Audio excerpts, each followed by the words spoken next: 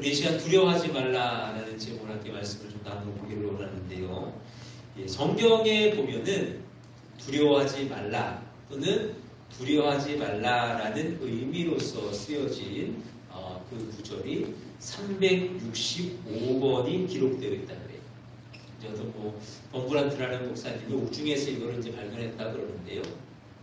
그래서 그분이 이제 고백하기를 뭐냐면, 하나님은 365일 두려워하지 말라 내게 말씀하시는구나. 이제 이렇게 이제 고백을 하셨다는 거죠. 우리가 살아가는 가운데에 늘 두려운 일, 어려운 일, 그래서 우리의 마음을 힘들게 하는 그러한 일들이 참 많이 일어나죠. 근데 언제나 하나님께서 우리를 향하시는 마음은 두려워하지 아니하는 평안함으로 살아가기를 원하시는 그 마음인 것을 잊지 않으셨으면 좋겠어요. 오늘 말씀해 보니까 제자들이 갈릴리 바다를 건너가면서 이제 큰 풍랑을 만나게 됩니다. 이때 제자들이 두려움 가운데 빠져요. 두 가지입니다. 하나는 풍랑 때문에 두려워했던 것이고요. 또 하나는 뭐냐면 예수님을 못 알아보고 귀신인가 하여 이제 놀라는 두려워하는 어떤 그러한 모습이죠. 그때에 예수님께서 가까이 오시니 예수님이신 줄 알아보고 그때에 또한 예수님께서도 제자들에게 안심하라 하시는 말씀을 주시죠. 그러면서 주시는 또 하나의 말씀이 두려워하지 말라라는 어떤 책망의 말씀을 섞어서 주십니다. 자, 그러면 제자들이 그렇게 두려워할 수밖에 없었던 이유가 무엇일까 하는 것이죠. 첫째로 그들의 고정관념 때문이었다는 것입니다. 예수님의 제자들인데 대부분이 어부예요. 그렇죠? 갈릴리 지역에서 태어나서 거기서 살아온 어부 생활을 했던 어부예요. 한마디로 프로죠. 그러다 보니까 많은 경험이 있고 해박한 지식을 가지고 있다 그러는 거예요. 이 갈릴리 바다는 지중해보다도 평균 210m가 더 낮다 그래요. 낮다 보니까 거기에 온도도 좀 더 높고 그러다 보니까 여러 가지 모양으로 대기가 불안하다는 거죠. 그러면서 또 옆에 있는 큰 산, 높은 산에서는 산 위에 만년설이 있어서 거기서부터 내려오는, 헤르몬산에서부터 내려오는 어떤 찬 바람이 또 뜨거운 바람하고 만나서 얘네들이 또 서로가 뒤엉키면서 바람이 막 일어나는 어떤 여러 가지 이렇게 그런 지정학적인, 기후적인 그런 일들이 많이 생긴다는 거예요. 근데 이거를 누가 잘 알까요? 이 제자들이 너무나도 잘 안다는 거죠. 너무 잘 아니까 지금 자신들이 타고 있는 그 배, 자신들에게 불어오는 그 풍랑, 이 정도면은 우리가 죽겠구나 하는 결론을 내릴 수가 있었다는 거죠. 그런데 그들이요, 두려워했던 더 큰 원인이 있습니다. 그것은 뭐냐면 그들과 함께 하셨던 그 주님의 역사를 몰랐다는 거예요. 주님께서 그들에게 말씀하셨죠. 배를 타고 갈릴리 바다 건너로 가라. 그 건너편으로 건너가라라고 말씀을 하셨다는 말이에요. 여러분, 예수님께서 건너가라 하셨으면요, 그 건너가는 일이 될까요? 안 될까요? 되는 거죠. 하나님께서 이스라엘 백성들을 향해서 가나안 땅으로 들어가라 말씀하셨습니다. 이스라엘 백성들이 가나안에 갔습니까? 못 갔습니까? 갔어요. 물론 가는 그 길, 그 과정이요, 너무나도 힘들기도 하고 때로는 너무나도 멀리 돌아가기도 하고 여러 가지 일들을 많이 만나기는 했지만 가라 하시니 갔습니다. 이 제자들도 마찬가지라는 거예요. 예수님께서 바다 건너로 가라 하셨으면 갈 수 있겠다는 것이죠. 그런데 이 제자들의 마음 가운데, 생각 가운데, 지식 가운데는 뭐가 있어요? 이 풍랑이면 지금 이 상태면은 우리가 이 갈릴리 바다를 건너갈 수가 없겠구나 라는 결론이 내려지고 있더라고요. 무엇은 없는 채 예수님이 행하신, 예수님이 명령하신 그 모든 것들은 사라지고 오직 자신들이 가지고 있는 생각, 자신들이 가지고 있는 지식, 자신들의 어떤 고정관념으로서 예수님에 대한 모든 걸 잊어버리니 그들이요 두려워할 수밖에 없더라는 거예요. 사랑하는 여러분, 세상을 살아가는 데에는요, 지식과 경험이 많은 도움이 됩니다. 지식이 있고 경험이 있으면요, 충분히 우리가 그것으로 인하여서 많은 유익한 것들을 얻어낼 수 있어요. 그러나 반대로요, 이것 때문에 주님을 믿지 못하기도 한다는 것. 내가 아는 바, 내가 생각하고 내가 경험한 바, 이것은 할 수가 없겠노라, 이것은 안 되겠노라. 그러나 주님께서 우리에게 뭐라고 말씀하시니까 능히 할 수 있으리라 말씀하시는데, 그 말씀들, 주님께서 우리에게 주셨던 여러 가지 꿈과 비전의 것들은 전혀 생각지 아니하고, 그것은 오히려 믿어지지 못하고 내 안에 있는 여러 가지 지식이요, 내 안에 있는 경험이요, 흔히 고정관념이라고 이야기할 수 있는 그것들이 내 안에 진리가 되어져 있으니 우리가 이 세상을 살아가는데 너무나도 많은 일들이 두려움이 되어질 수밖에 없다라고 하는 거예요. 마치 이런 것 같아요. 전쟁이 났습니다. 피난을 가요. 엄마가 아이를 얻고 갑니다. 엄마는 얼마나 마음이 두려울까요? 전쟁이 났어. 사나 죽으나, 내 등이 옆에 있는 아기 어떻게 키우나, 뭐 여러 가지 두려운 마음이 있지 않겠어요? 그런데 내 등에 있는, 엎여 있는 아이는 어떨까요? 아무런 근심이 없습니다. 그냥 엄마 품에, 엄마 등에 엎여 있으니까 편안하게 자는 거예요. 내가 많은 생각을 하고 내가 많은 경험이 있어서 그것을 가지고 자꾸 판단하고 그것으로 결론을 도출하려 하면요, 여전히 두려움이 있고 여전히 어려움이 있고, 그러나 주님께서 우리에게 주시는 그 은혜의 말씀대로 그 뜻대로 살아간다면 우리에게는 두려움이 아니요 평안이 임할 줄로 믿습니다. 늘 주님께서 주시는 은혜 안에서 더욱 주님을 바라보시기를 원합니다. 주님을 인정하시면서 주님 앞에 기도할 수 있는 저와 여러분들이 꼭 되셨으면 좋겠습니다. 내 생각과 내 능력은 하나님 앞에 너무나도 하찮은 것이요, 하나님은 언제나 크시고 높으시니 그분을 따라서 그분을 의지하여 나아가는 저와 여러분들이 되실 수 있기를 원합니다. 두 번째로, 망각증 때문에 그렇습니다. 마태복음 14장 21절부터 22절 말씀에 보니까 이런 말씀이 나오죠. 먹은 사람은 여자와 어린이 외에 5,000명이나 되었더라. 예수께서 즉시 제자들을 재촉하사 자기가 무리를 보내는 동안에 배를 타고 앞서 건너편으로 가게 하시고. 자, 보세요. 예수께서 즉시 제자들을 재촉하셨어요. 그래서 즉시라고 이야기하는 것은 오병이어의 기적이 있고 난 이후에 즉시로 제자들을 재촉하셨다는 이야기잖아요. 그러니까 오병이어가의 기적이 있고 나서 뭐 한참 뒤에, 뭐 몇 달 뒤에 이루어진 일이 아니라는 거예요. 즉시로 이루어진 일이라고 말씀하고 계시는 것입니다. 그 즉시로 이루어진 어떠한 상황 속에서 제자들이 풍랑을 만났을 때에 두려워하더라는 거죠. 방금 전까지만 해도 이 제자들이 경험한 것은 무엇이에요?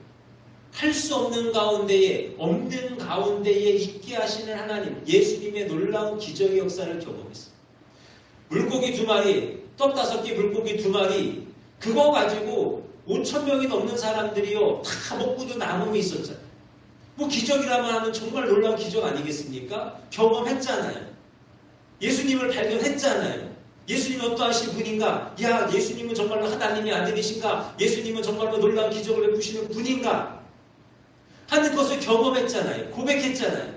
근데 시간이 뭐 많이 지난 거 아니잖아요. 즉시라는 그 표현 그대로 얼마 지나지 않은 상황 속에 이 풍랑을 만나게 되어졌을 때에 그들의 머릿속에요, 이 오병이어의 기적은 남아있지 않더라는 거예요. 오병이어의 기적은 남아있지 않고 그저 내 눈앞에 보여지고 있는 그 어려움, 그 두려움, 그것만이 그들에게 남아있더라는 거예요. 광야 생활 가운데에 이스라엘 백성들이 왜 하나님 옆에 그렇게 책망받았습니까? 잊어버리니까 어렵거든요. 하나님께서 이스라엘 백성들을 애굽에서 이끌어내실 때에 그들에게 10가지 재앙의 놀라운 이적들, 또 홍해를 가르시는 기적의 모습들, 그뿐입니까? 가는 길마다 하나님께서 만나도 주시고 메추라기도 주시고 반석도 주시고, 뭐 한두 가지입니까? 하나님이 주신 것이 얼마나 많아요. 그럼에도 불구하고 그들이 원망하며 불평했던 이유가 뭐예요? 주셨던 것을 잊어버렸기 때문에. 야, 하나님이 홍해를 갈라주셨어. 홍해를 가르신 하나님이 우리가 저 가나안 땅에 들어가지 못하게 하시겠냐? 우리가 가는 길에 우리를 도와주지 아니하시겠는가? 잊어버려. 만나와 메추라기를 주셨어요. 먹는 것을 충분하게 주셨어요. 근데 그걸 자꾸 잊어버려. 그러니 이 이스라엘 백성들이 그렇게 하나님 앞에 책망을 받고 또 책망을 받고 살아가는 건 아닙니다. 사랑하는 여러분, 오늘 저와 여러분들의 모습은 어떻습니까? 우리가 늘 하나님 앞에 살아가면서요, 우리가 이 땅을 살아가면서 주시는 은혜가 분명하게 있어요. 여러분들도 경험하시잖아요. 고백하시잖아요. 때마다 경험하시잖아요. 아, 오늘 하나님이 나에게 이러이러한 은혜를 주셨구나 라는 거.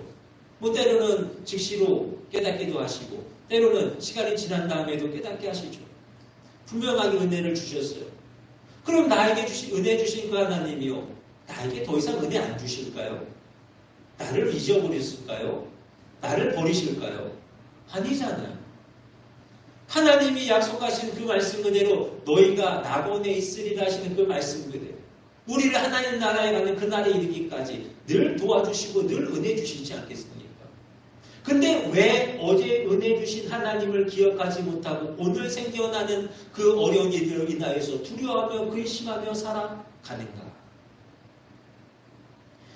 사랑하는 여러분, 다 잊을지라도 하나님 또 그 말씀은 결코 잊지 않기를 원합니다. 예수님이 우리의 구주가 되심을 결코 잊지 아니하는 저와 여러분들이 되셨으면 좋겠습니다. 지난날에 내게 베푸신 은혜요, 내게 주셨던 많은 기적과 은혜들을 기억할 수 있기를 원합니다. 그 도우심을 기억한다면 오늘의 사건도 나를 도우시려는 믿음으로 평안하게 맞이할 수 있을 줄로 믿습니다. 로마서 8장 32절부터 주어지는 말씀이에요. 자기 아들을 아끼지 아니하시고 우리 모든 사람을 위하여 내어주시니가 어찌 그 아들과 함께 모든 것을 우리에게 은사로 주지 아니하시겠느뇨. 죽으실 뿐 아니라 다시 살아나시니 그리스도 예수시니 그는 하나님 우편에 계신 자요 우리를 위하여 간구하시는 자시니라. 누가 우리를 그리스도의 사랑에서 끊으리오. 환난이나 곤고나 핍박이나 기근이나 적신이나 위험이나 칼이랴. 그러나 이 모든 일에 우리를 사랑하시는 이로 말미암아 우리가 넉넉히 이기느니라.